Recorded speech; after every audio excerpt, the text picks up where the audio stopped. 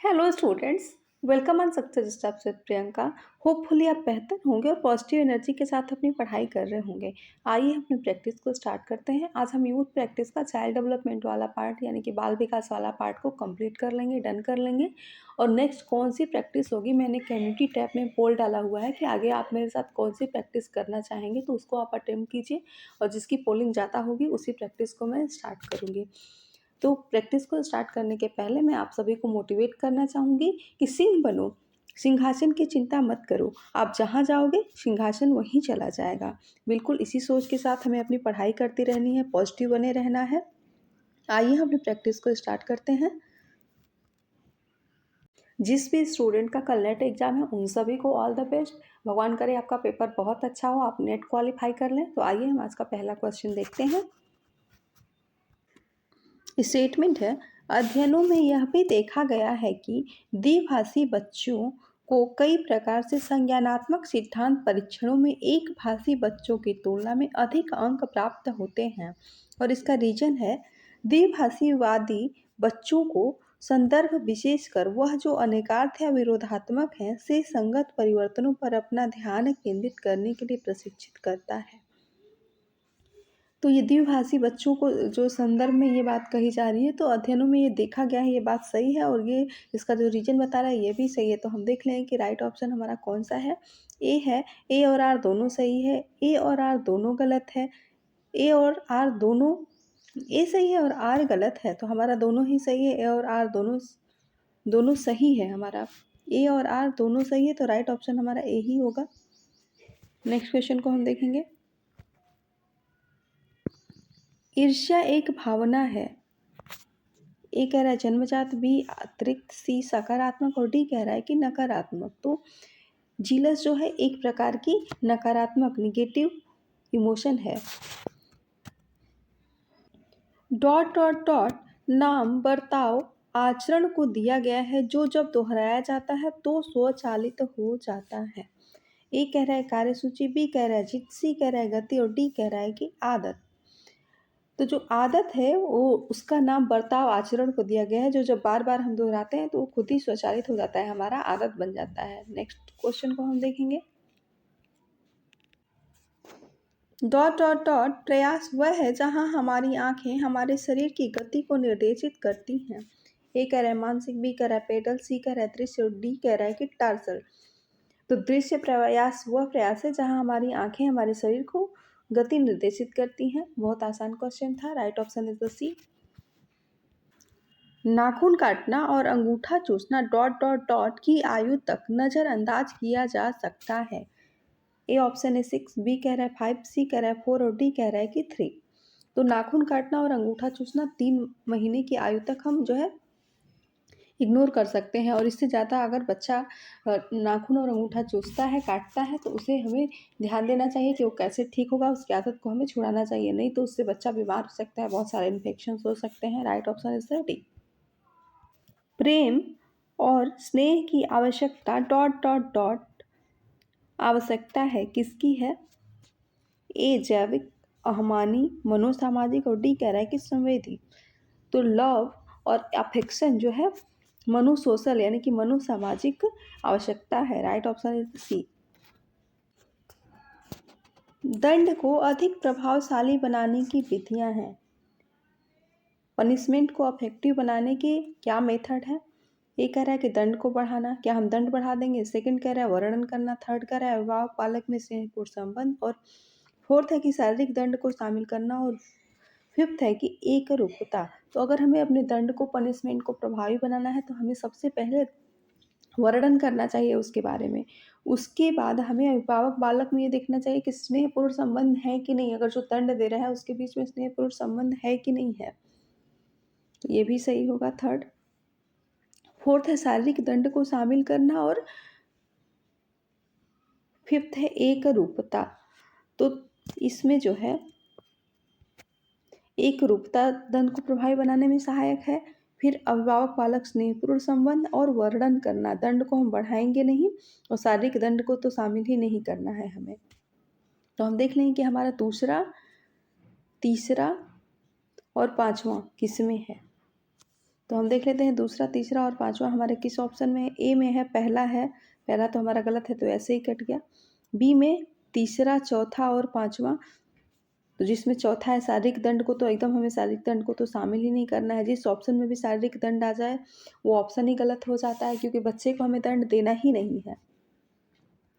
और सी है second, third और फिफ्थ। तो राइट ऑप्शन हमारा क्या हो जाएगा, अववर्णन करना, अभिभावक बालक में स्नेहपूर्ण संबंध और एक रूपता। सूची फर्स्ट में दिए गए संप्रेषण में प्रयुक्त पदों को सूची सेकंड में दिए गए उनके स्वरूपों से सुमेलित करें। सूची फर्स्ट को सूची सेकंड से मिलाना है। बात करें हम प्रोक्सेमिक्स की, तो प्रोक्सेमिक्स एक प्रकार का अध्ययन है जो स्थान के मानवीय उपयोगों का अध्ययन है। तो इसको हम ए को तीसरे में मिलाएंगे। बी कह रहा है काइनोसिक्स। काइनोसिक्स जो है शरीर भाषा का अध्ययन है। क्रोनेमिक्स की बात करें तो क्रोनोमिक्स जो है समय के उपयोग का अध्ययन है। और पैरा लैंग्वेज अवाचिक शब्दाभिव्यक्ति का अध्ययन है। तो हमने अपने सारे ऑप्शंस को मैच कर लिया है। हमने ऑप्शन मैच किया हुआ है, ए का तीसरा, बी का चौथा, सी का पहला और डी का पांचवा। तो हमने ए का तीसरा मिलाया हुआ है। तो हम सबसे पहले देखते हैं कि ए का तीसरा किस कूट में दिया हुआ है। तो ए का पहला है तो ये ऑप्शन तो ऐसे ही गलत हो गया। बी का दूसरा है तो ये भी गलत हो गया। सी में तीसरा हुआ है। आगे के ऑप्शंस को भी हम देख लेते हैं। डी में चौथा है तो ये ऑप्शन कट गया। ऐसे ही हमें अपना सी ऑप्शन सही ऑप्शन मिल गया है, क्योंकि सी में ही पहले का ए का तीसरा दिया हुआ है, बाकी बी का चौथा, सी का पहला और डी का पांचवा है। तो हमें एक बस ऑप्शन मिलाने से सी का ऑप्शन हमें राइट आंसर मिल गया है। तो right option is the C. Next question को हम देखेंगे। बड़े क्वेश्चन को हमें ऐसे ही आसानी से चालाकी से सॉल्व करना है।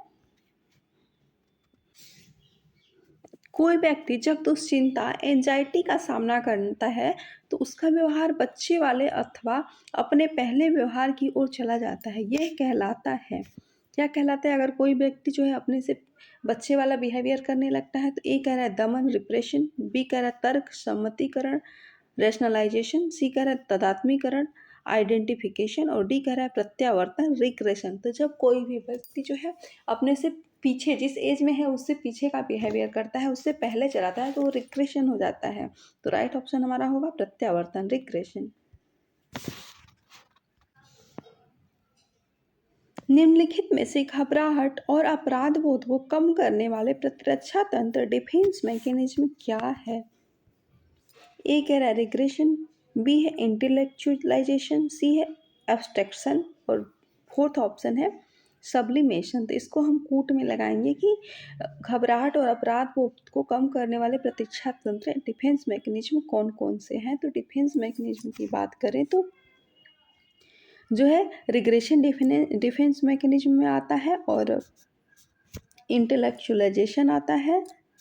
और बात करें हम सब्लिमेशन की, तो सब्लिमेशन भी डिफेंस मैकेनिज्म में आता है, लेकिन एब्स्ट्रैक्शन नहीं आता है। तो हम देख लेते हैं कि पहला, दूसरा और चौथा किस ऑप्शन में है। पहला, दूसरा और चौथा हमारा बना है पहला, दूसरा और चौथा। तो हम देख लेते हैं पहला, दूसरा और चौथा किस ऑप्शन में है। तो ए में है दूसरा, तीसरा और चौथा, तो ये कट गया, क्योंकि तीसरा जिस ऑप्शन में होगा वो सारे ऑप्शन कट जाएंगे। सी में भी तीसरा है और बी में भी तीसरा है और तीसरा हमारा नहीं है। तो राइट ऑप्शन हमारा डी होगा, जिसमें पहला, दूसरा और चौथा दिया हुआ है। तो राइट ऑप्शन इज डी। अनिच्छित व्यवहारों को समाप्त करने के लिए सम्मिलित अनुबंधन और प्रतिरूपण की प्रक्रियाओं का होना निम्नलिखित में से कहलाता है। क्या कहलाता है? ए कह रहा है नकारात्मक प्रबलीकरण, बी कह रहा है कि सामाजिक बहिष्करण, सी कह रहा है व्यवहार परिवर्तन, डी कह रहा है कि शारीरिक दंड। तो अनिच्छित व्यवहारों को समाप्त करने के लिए जो सम्मिलित अनुबंध और प्रतिरूपण की प्रक्रियाओं का होना व्यवहार परिवर्तन कहलाता है। राइट ऑप्शन है तो सी। स्टेटमेंट है, सत्तावादी माँ बच्चे की आवश्यकताओं के प्रति दत्तचित्त, प्रति संवेदी, सहनशील एवं संवेदनशील होती है। और इसका रीजन है, सत्तावादी माँ परिपक्वता के लिए तार्किक मांग करती है एवं बच्चों को जो कहना है उसे स्पष्ट करती है, वह लागू करवाती है। तो सत्तावादी माँ का जो ये स्टेटमेंट है कि सत्तावादी माँ बच्चे की आवश्यकताओं के प्रति दत्तचित्त, प्रति संवेदी, सहनशील एवं संवेदी होती है, तो ये गलत है। और ये रीजन जो है कि सत्तावादी माँ परिपक्वता के लिए तार्किक मांग करती है, बच्चों को जो कहना है उसे स्पष्ट करती है और लागू करवाती है, कहलाता है। इसका जो रीजन है ये सही है। तो हम देख लेंगे कि स्टेटमेंट और रीजन में से क्या सही है। तो ए गलत है और आर सही है। तो आइए हम कूट में चेक करते हैं।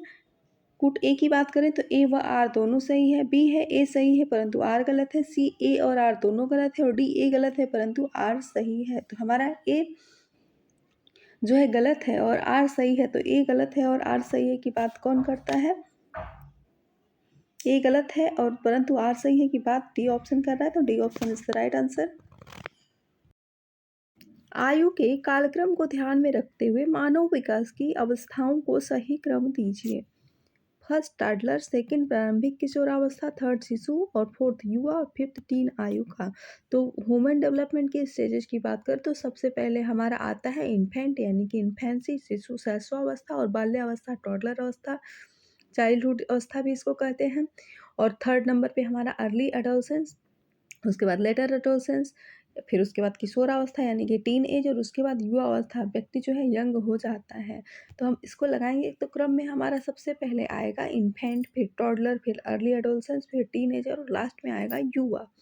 तो हम देख लेते हैं कि सबसे पहले हमारा इन्फेंट आएगा यानी कि शिशु आएगा। तो तीसरा वाला सबसे फर्स्ट हो गया। सेकेंड नंबर पे हमारा जो आएगा वो बाल्यावस्था टॉडलर अवस्था आएगा।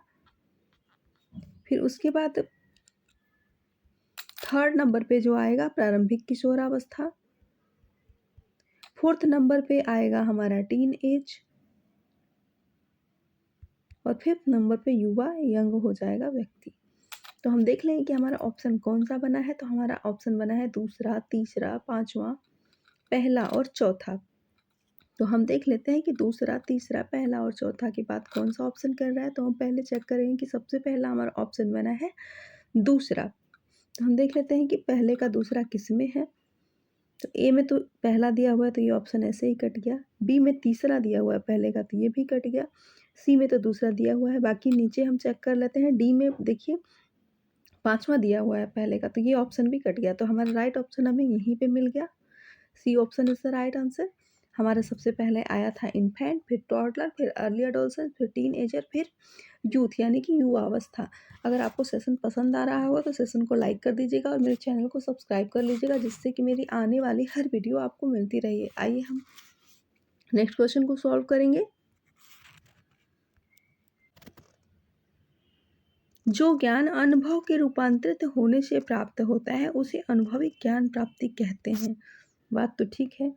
जब हम कोई चीज़ अनुभव से अपने प्राप्त करते हैं तो अनुभवी ज्ञान ही होता है। और इसका रीजन जो है एक अभिकल्पित शैक्षणिक कार्यक्रम मानव व्यवहार के संज्ञानात्मक, भावनात्मक और मनोगतिक क्षेत्रों को प्रभावित करने का प्रयास करता है। ये भी बिल्कुल सही है। तो हम देख लेते हैं कि दोनों रीजन और स्टेटमेंट किस में सही है। कूट ए कह रहा है कि ए सही है और आर गलत है। बी कह रहा है ए गलत है और आर सही है। सी कह रहा है ए और आर दोनों सही है। तो हमारा भी ऑप्शन जो है दोनों ही सही है। तो राइट ऑप्शन इज द सी। धड़ एवं भुजाओं में मांसपेशियों के नियंत्रण की परिपक्वता हाथों एवं उंगलियों की मांसपेशियों के नियंत्रण की परिपक्वता से पहले होती है। तो क्या ये बात सही है? तो ये बिल्कुल सही है कि धड़ एवं भुजाओं में मांसपेशियों के नियंत्रण की परिपक्वता हाथों एवं उंगलियों की मांसपेशियों के नियंत्रण की परिपक्वता के पहले होती है। ये बात बिल्कुल सही है। नेक्स्ट देखते हैं इसका रीजन कह रहा है कि विकास सेफेलोपोडल प्रतिमान के क्रम में होता है। ये भी बात सही है लेकिन ये कोई और बात कर रहा है और ये कोई और बात कर रहा है। तो ए और आर दोनों सही है लेकिन ये जो इसका स्टेटमेंट का रीजन है ये सही नहीं है। तो हम देख लेते हैं कि ए एवं आर दोनों गलत है। कूट कह रहा है ए एवं आर दोनों सही है परंतु आर जो है ए का सही विवरण नहीं है। ये सही होगा राइट ऑप्शन हमारा क्योंकि बातें तो दोनों ही सही हैं लेकिन स्टेटमेंट का जो रीजन है इसका एक्सप्लेन एकदम सही ढंग से नहीं कर रहा है, विवरण सही ढंग से नहीं दे रहा है। तो right option is the B. सूची फर्स्ट को सूची सेकंड से मिलाना है।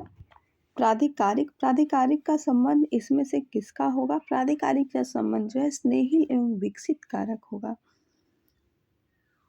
प्राधिकारिक एक प्रकार की पेरेंटिंग स्टाइल है। इसमें स्नेहिल एवं विकसित कारक होते हैं। निरंकुश, निरंकुश की बात करें तो निरंकुश जो होते हैं वो नकारात्मक होते हैं। नकारात्मक बोले तो दंडात्मक। स्वीकृति देने वाले किस प्रकार की पेरेंटिंग स्टाइल होती है? निम्न नियंत्रण वाले होते हैं। वो ज़्यादा अपने बच्चों पे जो है नियंत्रण नहीं दिखाते। अगर बच्चा कुछ बोलता है तो बोलते हैं हाँ ठीक है। लापरवाह को नेग्लेक्टफुल बोलते हैं। और लापरवाह कौन से होते हैं? लापरवाह जुड़ाव न रखने वाले होते हैं। ये बिल्कुल नेग्लेक्टफुल होते हैं। अब हम देखते हैं कि हमारा कोट में कौन सा ऑप्शन सही बना है। तो हमारा ऑप्शन जो बना है कि तीसरा, चौथा, पांचवा और पहला। तो तीसरा, चौथा, पांचवा और पहले की बात कौन कर रहा है? सबसे पहला हमारा तीसरा बना है। तो तीसरे की बात ए भी कर रहा है, बी भी कर रहा है, लेकिन सी नहीं कर रहा है और डी नहीं कर रहा है। तो अब हमें ए और बी में चेक करना है। दो ऑप्शंस तो कट गए। तो ए से तो सही नहीं मिला क्योंकि ए का तीसरा दोनों में दिया हुआ है। बी ऑप्शन को हमने किस में मिलाया हुआ है? बी ऑप्शन को हमने किस में मिलाया हुआ है? चौथे में मिलाया हुआ है। बी ऑप्शन का हमने निरंकुश को जो हमने किस में मिलाया हुआ है? दंडात्मक में चौथे में मिलाया हुआ है। तो बी का चौथा जिसमें दिया होगा वो सही हो जाएगा। बी का देखिए दूसरा दिया हुआ है तो ये कट गया। राइट ऑप्शन हमारा B is the right answer. यहीं पे मिल गया हमें। स्टेटमेंट है, ग्रामीण क्षेत्रों में स्वयंसेवी समूहों के गठन से महिलाओं का स्तर बेहतर बनता है और इसका रीजन है, संवेगात्मक समूह आर्थिक सुधार का मार्ग प्रशस्त करते हैं तथा समूह के महिला सदस्यों को आगे बढ़ने के लिए प्रेरित करते हैं। तो जो ये कथन है ये भी बिल्कुल सही है। इसका जो रीजन कह रहा है ये भी सही है। तो ए और आर की बात ए ऑप्शन कर रहा है कि ए और आर दोनों सही है। तो राइट ऑप्शन हमारा ए हो जाएगा। स्टेटमेंट है, एक बालक अपने माता पिता तथा वातावरण से भय और क्रोध का संवेग सीखता है। इसका रीजन कह रहा है कि संवेगात्मक प्राप्त किया तथा प्रशिक्षण वस्तुतः इस पर निर्भर करते हैं कि बच्चे को आदर्श चरित्रों के विषय में कितनी जानकारी है और बच्चे के व्यवहार की व्याख्या की जाती है। तो इसमें राइट ऑप्शन क्या होगा हमारा? ए कह रहा है कि ए और आर दोनों सही है। तो ए और आर दोनों तो सही है, लेकिन आइए हम ऑप्शंस को चेक कर लेते हैं। बी कह रहा है कि ए सही है और आर गलत है, और सी कह रहा है कि ए सही है और आर अंशतः सही है, और डी कह रहा है कि ए गलत है और आर सही है। तो इसमें जो कथन है ये सही है और आर जो है इसका जो रीजन है ये अंशतः सही है। तो राइट ऑप्शन हमारा सी हो जाएगा। सूची फर्स्ट को सूची सेकंड से हमें मिलाना है। स्कीजोफ्रेनिया किससे संबंधित है? तो स्कीजोफ्रेनिया जो है एक प्रकार की मेंटल डिसेबिलिटी है, मानसिक अस्वस्थता है। तो ए का चौथा नहीं, हाँ ए का चौथा हो गया। यहाँ पे देखिए बीच में पांचवा दिया हुआ है, फिर चौथा दिया हुआ है ऑप्शन। ब्रेल प्रणाली की बात करें तो दृष्टिहीन है। इसको लुइस ब्रेल ने दिया हुआ था। लुइस ब्रेल ने अपने नाम पे ही ब्रेल प्रणाली का नाम कर दिया था। आँख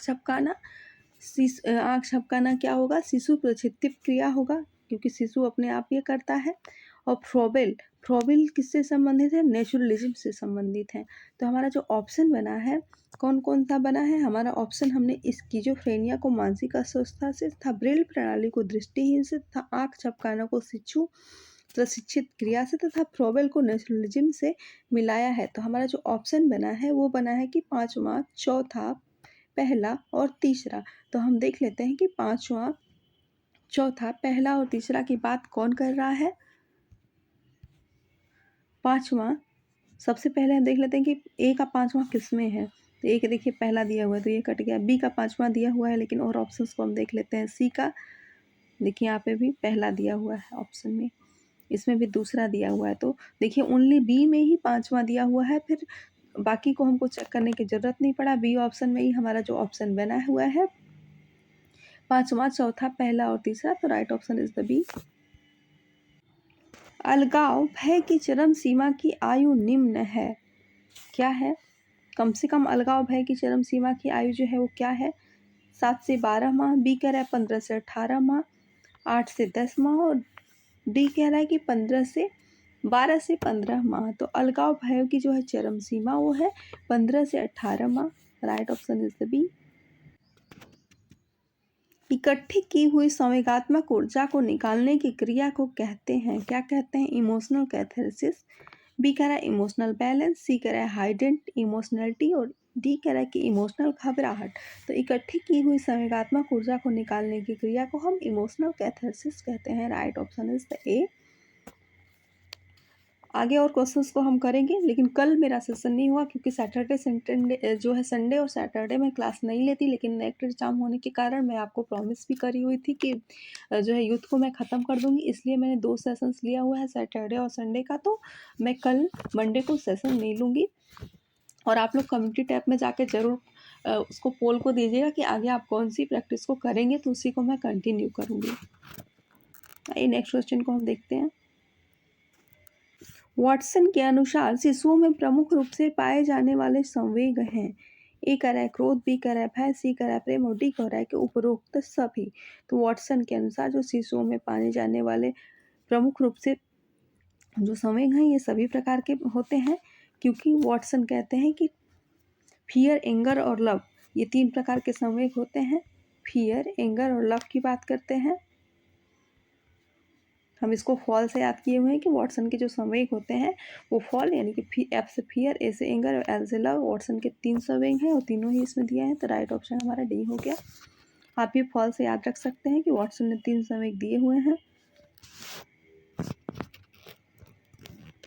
मोती पुरोने में आवश्यकता होती है, यानी कि मोती को धागे में डालने में किसकी आवश्यकता होती है? समस्त पेशी कुशलता की। बी कह रहा है छोटी पेशी कुशलता की, सी कह रहा है नेत्र समन्वय की और डी कह रहा है नेत्र हस्त समन्वय की।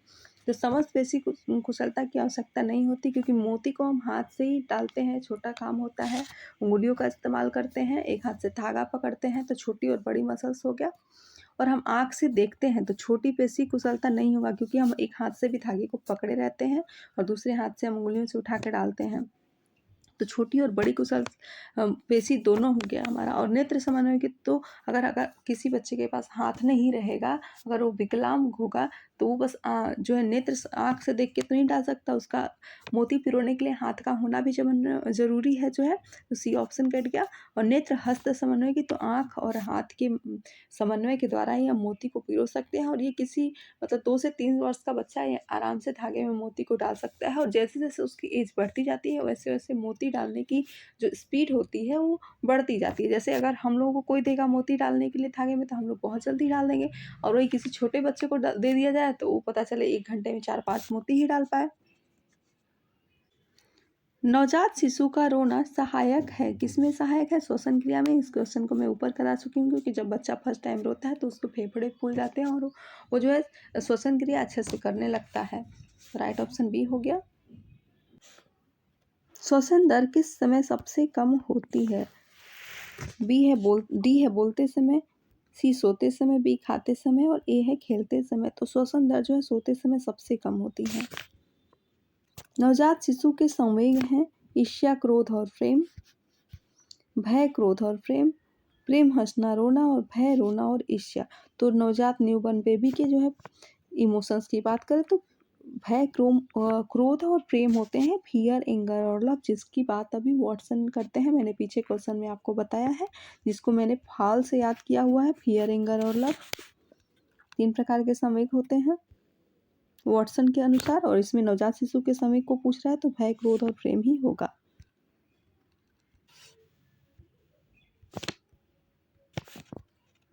बच्चों में स्वयं भोजन करने का कौशल किस अवस्था से विकसित हो जाता है? तो स्वयं से खाना खाने की स्किल बच्चे की जो है कब आ जाती है? 1 से 2 वर्ष में, 3 से 4 वर्ष में, 4 से 5 वर्ष में और 5 से 6 वर्ष में। तो 1 से 2 वर्ष की बात करें तो 1 से 2 वर्ष में बच्चा जो है पेंसिल और कलम पकड़ना सीखता है। अगर अपने सिर पे टोपी पहना तो वो उतार देता है, तो भोजन करने की बात कर रहा है। बात करें 3 से 4 वर्ष में, तो 3 से 4 वर्ष में जो है बच्चा अपने से भोजन करना, खाना, पानी पीना सीख जाता है। तो राइट ऑप्शन हमारा बी होगा। 4 से 5 वर्ष की बात करें तो 4 से 5 वर्ष में बच्चा जो है अपने शर्ट की बटन खोल लेता है, बड़ी बटन्स को खोल लेता है। 5 से 6 वर्ष में बच्चा तो बड़ा हो जाता है, इसमें वो लगभग अपनी सभी क्रियाएं थोड़ा थोड़ा कर लेता है। नेक्स्ट क्वेश्चन को हम देखेंगे। निम्न में से उच्च संवेग का क्या कारण है? ए कह रहा है शारीरिक, बी कह रहा है मानसिक, सी कह रहा है पारिवारिक और डी कह रहा है इनमें से सभी। तो उच्च संवेग का कारण जो है इनमें से सभी होगा, शारीरिक, मानसिक, पारिवारिक सभी हो जाएगा। Right option is D. व्यक्तित्व, पर्सनालिटी जन्मजात और अर्जित प्रवृत्तियों का योग है, यह कथन किसका है? यह डिफिनीशन किसने दी है? क्या मन ने, आल्पोर्ट ने, वैलेंटाइन ने और डी कहा है कि म्यूर हेड ने तो व्यक्तित्व जो है, पर्सनालिटी जो है, जन्मजात और अर्जित प्रकृतियों का योग है। ये वैलेंटाइन जी का स्टेटमेंट है। निरंतर भग्नाशा की स्थिति में व्यक्ति के व्यक्तित्व पर क्या प्रभाव पड़ता है? ये कह रहा है संतोषी व्यवहार का हो जाता है, बी कह रहा है इच्छाएं कल्पनाएं करना बंद कर देता है, सी कह रहा है व्यक्तित्व विकटित हो जाता है, और डी कह रहा है उपरोक्त सभी। तो निरंतर अगर व्यक्ति भग्नाशा की स्थिति में व्यक्ति रहता है तो उसके व्यक्तित्व पर व्यक्तित्व विघटित हो जाने का असर पड़ता है। तो राइट ऑप्शन इज सी। भग्नाशा उत्पन्न करने वाला कारक है। भग्नाशा को सबसे पहले हम समझ लेते हैं। तो भग्नाशा की बात करें तो भग्नाशा का अर्थ ये होता है कि कुंठित होना, फ्रस्ट्रेट होना समझ सकते हैं आप। जैसे अगर व्यक्ति कोई बार बार काम करता रहे और वो उस काम में सफल नहीं होता है तो वो धीरे धीरे वो काम को करना छोड़ देता है, बहुत चिंतित रहने लगता है। तो कुंठित होना, फ्रस्ट्रेशन, इसका अर्थ आप लगा सकते हैं। तो इसका क्या कारण है अब तो आप समझ ही गए होंगे कि आर्थिक कारण है, सामाजिक कारण है, प्राकृतिक कारण है। तो इनमें से सभी कारण है। कल्पना में क्या होता है, इन्फेंसी में क्या होता है? स्वयं रचनात्मकता होती है, सृजनात्मकता होती है पूर्व अनुभवों के आधार पर नया पुनर्गठन भी होता है कल्पना में। तो राइट ऑप्शन डी, उपरोक्त सभी। मानसिक विकास होता है, मेंटल डेवलपमेंट कब होता है? ए कह रहा है नियमित एवं क्रमबद्ध रूप से, बी कह रहा है अनियमित एवं क्रमबद्ध रूप से, सी कह रहा है अनियमित तथा अव्यवस्थित रूप से, और डी कह रहा है किसी भी तरह से। तो किसी भी तरह से नहीं होता मानसिक विकास, अनियमित भी नहीं होता है। ऐसा नहीं होता है कि बच्चा पहले पढ़ना सीख जाता है फिर ABCD सीखता है, पहले प्लस माइनस करना सीख जाता है फिर 1 2 होता है। सब चीज़ का एक नियम होता है, एक एज होता है, तभी लोग सीखते हैं। अनियमित एवं क्रमबद्ध रूप से भी नहीं होगा। विकास जो है नियमित एवं क्रमबद्ध रूप से होता है। Right option A. मकान की परिभाषा क्या है? सहानुभूति, पारिवारिक लगाव, प्रेम, संवेगात्मक लगाव। तो मकान की परिभाषा संवेगात्मक लगाव से ली जाती है। असंयमित मूत्रता समस्याजनक हो सकती है। जो असमय पेशाब करने की अवस्था है, प्रॉब्लमेटिक कब हो सकती है? ए कह रहा है शिशुओं में दिन के समय में देखी जाती है, बी कह रहा है पूर्व विद्यालयी बच्चों में दिन के समय देखी जाती है, सी कह रहा है पूर्व विद्यालयी बच्चों में रात के समय में देखी जाती है, और डी कह रहा है कि बचपन के अंतिम समय में देखी जाती है। तो असहमत मूत्रता प्रॉब्लमेटिक तब होती है कि पूर्व विद्यालयी बच्चों में रात के समय में ये देखी जाती है, और ये तब इसका राइट ऑप्शन सी हो जाएगा। और ये प्रॉब्लमेटिक होती है अगर बच्चा 3 वर्ष से ज़्यादा का है तो ये समस्या हो सकती है। और इसका कारण जो है मानसिक तनाव, उत्तेजना, शरीर में खून की कमी, कमजोरी और भी कई कारण हो सकते हैं। नेक्स्ट क्वेश्चन को हम देखेंगे। एक विशेष आयाम में वस्तुओं की तुलना करना और उन्हें व्यवस्थित करने की क्षमता को पूर्व विद्यालयी बच्चों में, प्री स्कूल एज के बच्चों में कहा जाता है। क्या कहा जाता है? वर्गीकरण कहा जाता है, श्रेणीकरण, संरक्षण, और डी कह रहा है वस्तु अस्थायित्व। तो एक बच्चा है जो छोटे से बड़े क्रम में, जैसे सबसे जो बड़ा चीज़ है, जैसे पौधे दे दिया जाए तो सबसे जो बड़ा गमला है उसको लगाएगा, फिर उससे छोटा, फिर उससे छोटा, और लास्ट में सबसे छोटा। तो ये श्रेणीकरण का गुण होता है जो बच्चे में आ जाता है, प्री स्कूल एज के बच्चों में आ जाता है। Right option B. पाइगेट के द्वारा उपयोग किए गए शब्द अहमवादी का अर्थ है कि बच्चे, प्याजे यहाँ पे है, प्याजे का आपने नाम सुना होगा। उन्होंने बच्चे कहा है कि बच्चे जो है ईगोसेंट्रिक होते हैं, अहमवादी होते हैं। तो इसका अर्थ क्या है? जो चाहते हैं वो पाने के लिए चिंतित होते हैं। बी कह रहा है अपने सापेक्ष महत्व में विश्व को देखते हैं, सी कह रहा है एक घुमावदार रीति से सोचते हैं, और डी कह रहा है कि अपने अहम के प्रति चिंतित होते हैं। तो प्याजे द्वारा जो बच्चे को ईगोसेंट्रिक कहा गया है, वो जो इसका अर्थ है कि जो चाहते हैं वो पाने के लिए चिंतित होते हैं। अगर एक बच्चे को देखिएगा कि जो करना होगा वो बार बार उसी चीज़ को बोलेगा, तो बच्चों को भी चिंता होती है। तो वो जो चाहते हैं वो पाने के लिए चिंतित होते हैं। अहमवादी, ईगोसेंट्रिक का यही अर्थ है प्याजे जी के अकॉर्डिंग। बालक के संवेगों की विशेषता नहीं है। चाइल्ड के जो है इमोशंस की जो विशेषता है वो क्या नहीं है? संवेग में उग्रता होती है, संवेग शीघ्रता भी होती है, संवेग का बार बार प्रकटीकरण भी होता है, लेकिन संवेगों की अस्थायी प्रकृति नहीं होती है। उनके इमोशंस बार बार चेंज होते हैं, उनके मूड बार बार स्विंग होते रहते हैं। तो राइट ऑप्शन हमारा डी होगा, क्योंकि इसमें नहीं पूछ रहा है। बच्चों की यौन अंगों के प्रति जिज्ञासाओं को बढ़ाने से कैसे रोका जा सकता है? उनकी रुचि संगीत, कला, नृत्य या किसी रचनात्मक कार्य में लगातार। बी कह रहा है बाजार से यौन अंगों से संबंधित जानकारी देकर, सी कह रहा है विचार विमर्श द्वारा, और डी कह रहा है उपरोक्त सभी द्वारा। तो बच्चों की यौन अंगों के प्रति जिज्ञासाओं को बढ़ने से हमें रोकना है, तो क्या उपरोक्त सभी करेंगे? जी नहीं। विचार विमर्श करने से भी उतना नहीं समझेंगे बच्चे, क्योंकि कुछ हद तक ठीक है, लेकिन इसमें से हमें बेस्ट ऑप्शन को चुनना है। बाजार से यौन अंगों संबंधित जानकारी देंगे तभी नहीं समझेंगे। और उनकी रुचि संगीत, कला, नृत्य या किसी रचनात्मक कार्य में अगर लगातार बनाए रहेंगे तो उनका इंटरेस्ट, उनका मन वहीं लगा रहेगा। इस प्रकार से बच्चों की यौन अंगों के प्रति जिज्ञासाओं को, क्यूरियोसिटी को बढ़ने से हम रोक सकते हैं। जब दमित संवेगों की अभिव्यक्ति सृजनात्मक एवं सांस्कृतिक क्रियाओं द्वारा की जाती है तो उसे कहते हैं शारीरिक रेचन, बी कह रहा है मानसिक रेचन, सी कह रहा है स्वतंत्र अभिव्यक्ति और डी कह रहा है संवेगात्मक रेचन। तो जब दमित संवेगों की अभिव्यक्ति, जैसे मान लीजिए अगर कोई प्यार में किसी के पड़ा है और उसका ब्रेकअप हो गया तो उसके जो इमोशंस होंगे वो दब जाएंगे। और उस अभिव्यक्ति का सृजनात्मक एवं सांस्कृतिक क्रियाओं द्वारा अगर किया जाता है, कोई कार्य कर लेता है तो उसे हम क्या कहेंगे? मानसिक रेचन कहेंगे। मान लीजिए किसी का ब्रेकअप हो गया और वो पढ़ाई करके आईएएस बन गया तो अपने ऊर्जा को, अपने मानसिक क्षमताओं को वो कहीं और लगा दिया, अपनी सृजनात्मकता को कहीं और लगा दिया और उस क्रिया को हम मानसिक रेचन कहेंगे। आज के इतने ही क्वेश्चंस थे और आज आपका यूथ प्रैक्टिस सेट का चाइल्ड डेवलपमेंट वाला पार्ट मैंने पूरा कंप्लीट कर दिया, पूरा हमने डन कर लिया। Thank you for watching with us, take care.